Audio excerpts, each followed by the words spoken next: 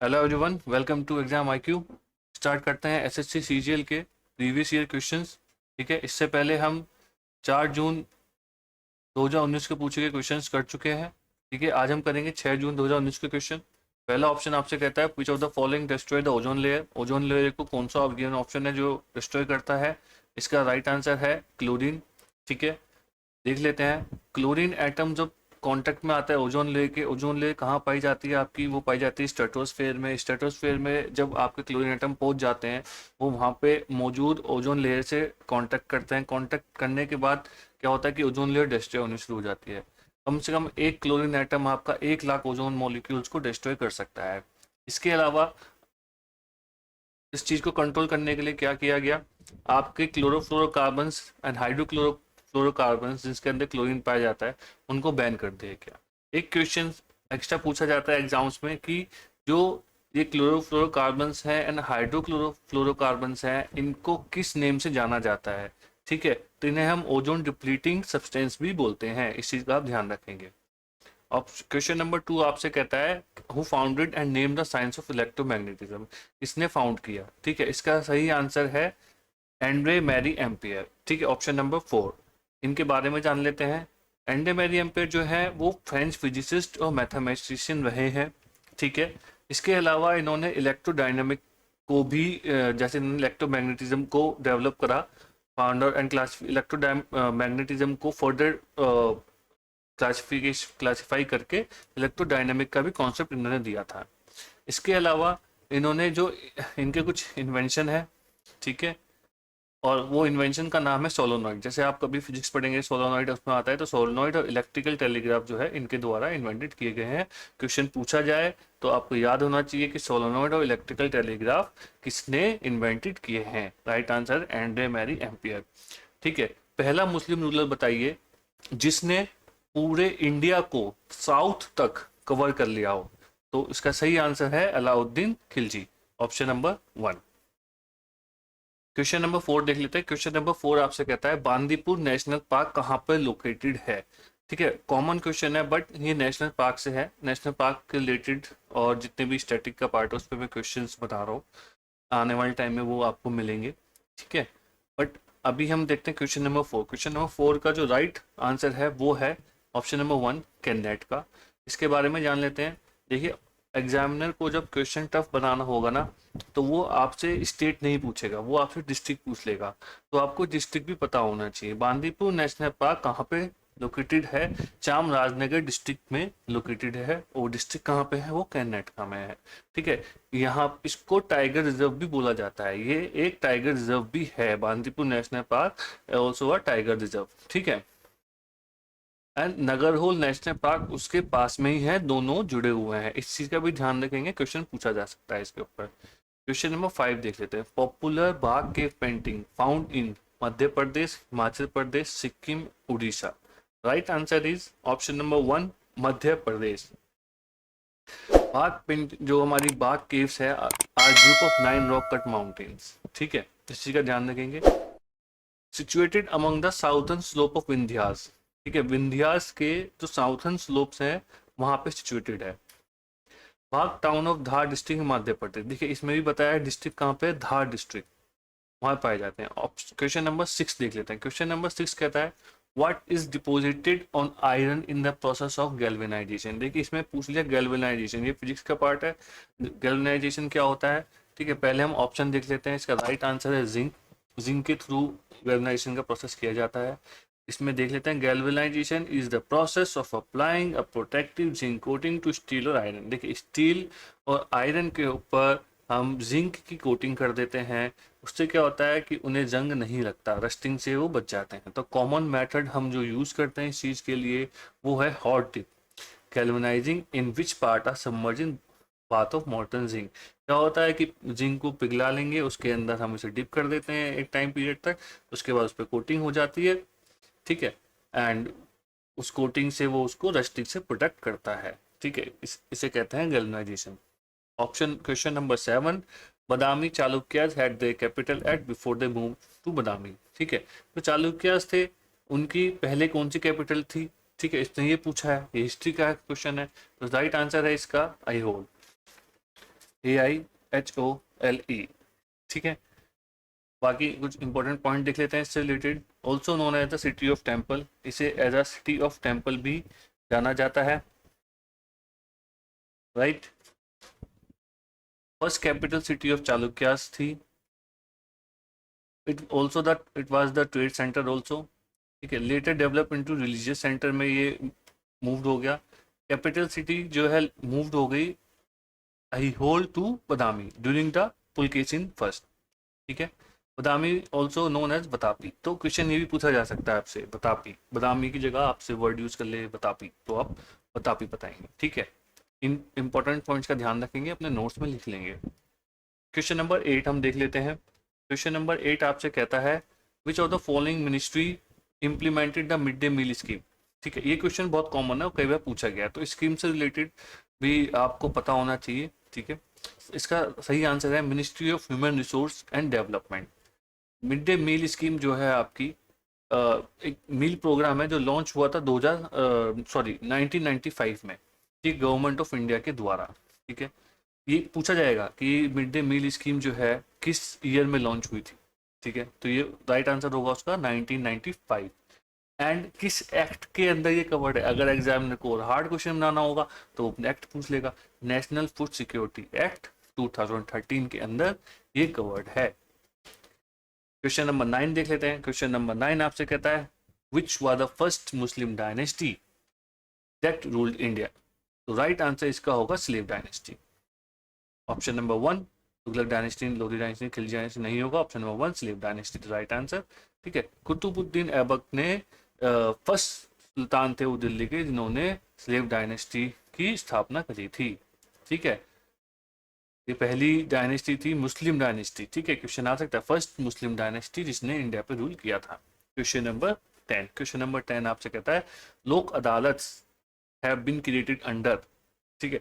अब देखिए लोक अदालत तो आपकी आई हैं, तो वो किसी किसी अथॉरिटी या किसी सर्विस के अंडर आई होंगी, तो उसका right answer legal service authorities के अंदर वो काउंट होती हैं, ठीक है।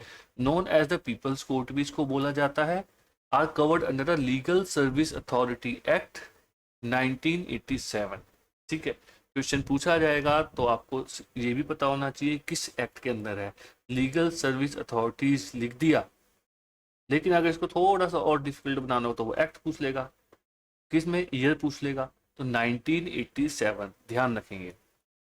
Question number 11 longest national highway, बहुत कॉमन क्वेश्चन है, पहले काफी बार पूछा गया है, आपको पता होना चाहिए। राइट आंसर है ऑप्शन नंबर 2 NH44, ठीक है। बट ये देख लेते हैं कि ये हाईवे कहाँ से होके जा रहा है। ये श्रीनगर से स्टार्ट होता है, कन्याकुमारी में खत्म होता है। पास थ्रू द स्टेट्स देख लेते हैं, जम्मू कश्मीर से होकर पंजाब, हरियाणा, दिल्ली, उत्तर प्रदेश, मध्य प्रदेश, तेलंगाना, आंध्र प्रदेश, कर्नाटका एंड तमिलनाडु, इन सब स्टेट से होते हुए ये इंडिया का सबसे लॉन्गेस्ट हाईवे है। श्रीनगर से जम्मू एंड कश्मीर में स्टार्ट होता है, कन्याकुमारी में ये खत्म होता है, इस चीज़ का ध्यान रखेंगे। क्वेश्चन नंबर 12 देख लेते हैं। क्वेश्चन नंबर 12 देखिए, क्वेश्चन हम पहले कवर कर चुके हैं कि इसने पूछा slave of the Mohammad Ghori who became the ruler after the death of the master and founded the slave dynasty। तो इस जो कुतुबुद्दीन ऐबक थे, जब मोहम्मद गोरी मर गए तो उन्होंने जो है अपनी डायनेस्टी स्टार्ट कर दी, जिसे हमने कहते हैं स्लेव डायनेस्टी। तो राइट आंसर इसका क्या होगा, कुतुबुद्दीन ऐबक, ठीक। Let's see question number 13। Question number 13 आपसे कहता है name the route which connect Sikkim with Tibet was closed after the Chinese aggression on India in 1962 but was reopened in 2006। भाई जब चाइनीज एग्रेशन हुआ था 1962 में वो रूट बंद कर दिया था, 2006 में दोबारा खोला गया। बट इसने पासिस पूछे हैं, पासिस से क्वेश्चन है, पता होना चाहिए कि जो सिक्किम को कनेक्ट करता है तिब्बत से, ठीक है। तो इसका सही आंसर होगा नथुला पास, ठीक है। नथुला पास से रिलेटेड हम और पॉइंट देख लेते हैं। ये एक माउंटेन पास है हिमालय में जो ईस्ट ऑफ सिक्किम में है, ठीक है। कनेक्ट करता है Indian state of Sikkim with Chinese Tibet autonomous region को, राइट। एंड इसके अलावा वहाँ पे शिपकला पास जो कि हिमाचल प्रदेश में है, वो भी चाइनीज टेरिटरी से कनेक्ट होता है। एंड लिपुलेक पास है जो एक try section point Uttarakhand India में नेपाल में और चाइना, इन तीनों पॉइंट को कनेक्ट करता है। तो ये 3 इंपॉर्टेंट पासेज हैं, इनका ध्यान रखेंगे आप।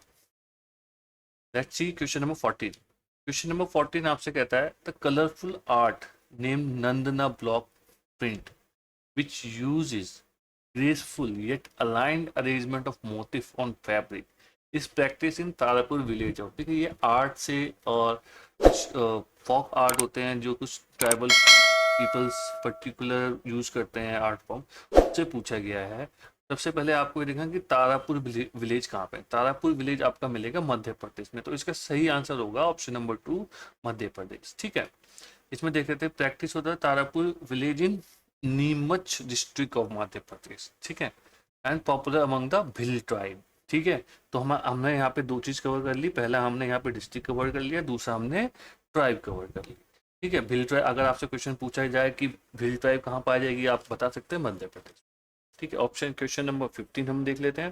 क्वेश्चन नंबर 15 आपसे कहता है क्वार्टरनरी सेक्टर। देखो, प्राइमरी, सेकेंडरी, टर्शरी सबको पता है। अब ये आ गया क्वार्टरनरी सेक्टर। कौन सा आता है क्वार्टरनरी सेक्टर में? क्वार्टरनरी सेक्टर में आता है आपका इंफॉर्मेशन टेक्नोलॉजी, ऑप्शन नंबर 1। अब इंफॉर्मेशन टेक्नोलॉजी जो क्वार्टरनरी सेक्टर, अगर आपसे बोला जाए आप डिफाइन करो कैसे बताओगी, तो quaternary sector is also a knowledge based sector जो हमारी इकोनॉमी में काम करता है। ये इसमें इंक्लूड होती है आपकी knowledge oriented economic point such as, जैसे आपकी इंफॉर्मेशन टेक्नोलॉजी होगी, मीडिया होगी, रिसर्च एंड डेवलपमेंट, ये सब पार्ट हमारे क्वार्टरनरी सेक्टर के पार्ट होते हैं। ठीक है, क्वेश्चन नंबर 16 देख लेते हैं। क्वेश्चन नंबर 16 आपसे कहता है to move freely throughout the territory of India is a fundamental right. ठीक है, हमारे पास हमारे फंडामेंटल राइट है, बट कौन सा फंडामेंटल राइट है जिसके थ्रू हम कहीं भी घूम सकते हैं? वो आता है हमारा आर्टिकल नंबर 19 में। ठीक है, question option number 4 is the right answer. अब आर्टिकल 19 में एक क्वेश्चन और बनता है कि इसमें कितने पॉइंट हैं। ठीक है, पॉइंट नंबर 1 इसमें है to freedom of speech and expression. ठीक है, आप बोलने का राइट है, आप पीसफुली कहीं भी जो है असेंबल हो सकते हैं, बट ध्यान रखेंगे without arm. To form association, आप अपनी एसोसिएशन बना सकते हैं, यूनियन बना सकते हैं। आप कहीं भी सेटल हो सकते हैं कंट्री किसी भी पार्ट में जाके, फ्रीली मूव कर सकते हैं। ठीक है, तो इसमें 1 2 3 4 5 एक पॉइंट इसमें और है जो छठा पॉइंट था। देखो, फ्रीडम ऑफ स्पीच एक्सप्रेशन हो गया हमारा, एसोसिएशन हो गया, असेंबली हो गई, move to out reside and settle any part of the territory हो गया।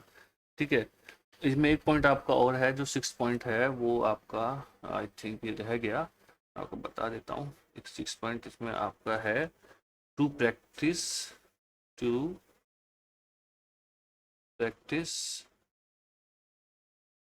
एनी प्रोफेशन,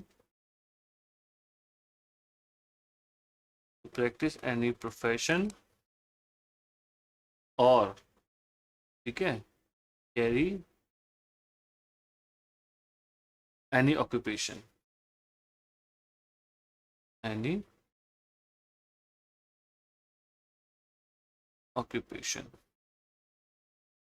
एग्जाम्पल, कोई भी आप ट्रेड कर सकते हो और बिजनेस कर सकते हो। ठीक है, ये अब है। अब इसमें एक पॉइंट हमारा और था, वो था right to property. Right to property जो है वो आपका हटा दिया गया, पहले 7 थे 6 हो गए। ठीक है, पॉइंट पूछेगा कि भाई आर्टिकल 19 में कितने पॉइंट है आपको पता है, 6 पॉइंट होते हैं। ठीक है, उसके अलावा अब आपसे क्वेश्चन पूछ सकता है कि भाई राइट टू प्रॉपर्टी जो है कौन से अमेंडमेंट के थ्रू हटा दिया गया? हाँ, वो 44th अमेंडमेंट के थ्रू हटा दिया गया, इस चीज़ का ध्यान रखेंगे। ठीक है, उसके अलावा एक आर्टिकल जो उसमें ऐड किया गया था, आई थिंक 300A ऐड किया गया। ठीक है, तो इन सब पॉइंट्स का ध्यान रखेंगे। Let's see question number 17। Question number 17 कहता है which of the following metal is the most ductile metal. देखो, डक्टाइल मेटल यानी कि डक्टिलिटी आप कैसे पता करेंगे? किसी भी मेटल को जब आप पीटते हैं तो वो फैलता चले जाएगा। ठीक है, डक्टिलिटी उसकी चेक करेंगे, उसमें एक टेंसाइल स्ट्रेंथ होती है, एक पॉइंट ऐसा आएगा जहाँ पे आके वो टूट जाएगा, यानी कुछ पीटेंगे ना एक पॉइंट पे आके वो टूट जाएगा। तो उस टेस्ट को, उस चीज जो पर्टिकुलर मेटल की जो प्रॉपर्टी होती है, फिजिकल प्रॉपर्टी कहते हैं इसे, उसे कहते हैं उसकी डक्टिलिटी फाइंड आउट करना। तो अब जो प्रेजेंट ऑप्शंस हैं टिन, गोल्ड, कॉपर, एल्यूमिनियम, ठीक है, इनमें से आपका सही ऑप्शन होगा ऑप्शन नंबर 2, गोल्ड। गोल्ड की डक्टिलिटी बहुत अच्छी होती है। But platinum is the most ductile metal. अगर आपसे क्वेश्चन में प्लेटिनम होता और आपसे क्वेश्चन पूछ लिया जाता which one of the following is the most ductile metal, तो आप बताएंगे platinum, right. Among the given option gold is the most ductile, right. Let's see question number 18 देख लेते हैं। क्वेश्चन नंबर 18 आपसे कहता है which of the following metal is the most reactive metal, copper, calcium, iron, zinc. ठीक है भाई, इसमें आपका जो रिएक्टिव मेटल्स, जब आप देखेंगे इसकी एक सीरीज होती है रिएक्टिव मेटल्स की, ठीक है, जब मैं केमिस्ट्री का पार्ट पढ़ाऊंगा आपको बता दूंगा पूरी सीरीज। तो इसमें सही आंसर इसका होगा कैल्शियम, ठीक है। Among the given option calcium is the most reactive. अब क्वेश्चन नंबर 19, ये हमारा लास्ट क्वेश्चन है। अब which Indian received the Nobel peace prize after Mother Teresa, ठीक है। तो इसका राइट आंसर आपको पता होना चाहिए, बहुत ही गर्व की बात थी हम लोगों के लिए। इसका राइट आंसर है कैलाश सत्यार्थी। कैलाश सत्यार्थी से रिलेटेड कुछ पर्टिकुलर पॉइंट जो आपसे पूछे जा सकते हैं, उन्होंने किस चीज के फाउंडर थे? बचपन बचाओ आंदोलन के फाउंडर थे। ये क्वेश्चन पूछा जा सकता है कि बचपन बचाओ आंदोलन के फाउंडर कौन थे, जरूरी नहीं है वो आपसे पूछे कि किसको पीस प्राइज मिला, ठीक है। इन्हें 2014 में दिया गया था, 2014, ध्यान रखेंगे। इन्होंने किसके साथ अपना पीस प्राइज शेयर किया था? पाकिस्तानी एजुकेशन एडवोकेट मलाला यूसुफजई, उनके साथ इन्होंने शेयर किया था, ठीक है। देखिए गाइज, इस वीडियो में इतना ही है। बाकी इसके अलावा जो हमारे 6 जून को और जो शिफ्टिंग है उससे रिलेटेड जो क्वेश्चन है वो मैं करा दूंगा, ठीक है। भाई एक रिक्वेस्ट है, मैं बहुत मेहनत कर रहा हूँ एंड आप लोग भी सपोर्ट कर रहे हो, तो भाई प्लीज़ ज़्यादा से ज़्यादा शेयर करो, ठीक है। इसके बारे में आप लाइक करो, ठीक है, और मेरे को ग्रो करने में हेल्प करो। किसी भी तरह की कोई हेल्प आपको चाहिए होगा, कुछ चीज़ नहीं समझ में आ रही है या कोई ना कोई आपकी एडवाइस हो, तो प्लीज़ वो आप मेरे को बताओ, ठीक है। इस वीडियो के लिए इतना ही था। धन्यवाद। खुश रहिए, आबाद रहिए, एंजॉय करिए लाइफ। Thank you.